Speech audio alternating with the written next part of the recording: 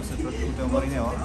А тук в петък от 10:30 ще бъде най-важното събитие в българския футбол през последните години – конгресът. Тук ще бъде избран новият президент на българския футбол, който ще трябва да управлява в следващите години бъдещето на българския футбол. Да видим как домакините от хотел Маринела подготвят зала София за най-важното събитие в българския футбол. Вече се намираме в зала София, където тече ремонт, подготовка за петък, 10:30 ще бъде началото на Конгреса на Българския футболен съюз с много кандидати. Ще трябва да се избере бъдещият управник за следващите години.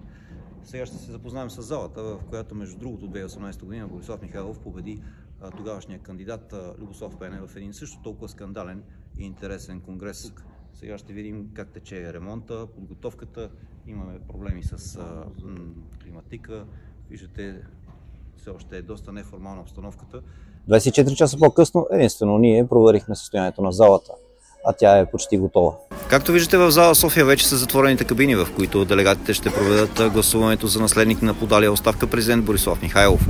Макар че се прокрадва идеята гласуването да е на открити маси, за да може да бъде избегнат опорочаване на вота.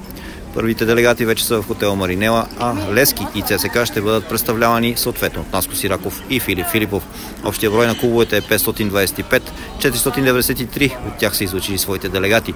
Жандармерията вече е ангажирана с охраната на конгреса. Утре се очаква пред хотел Маринела да бъде и водното радие.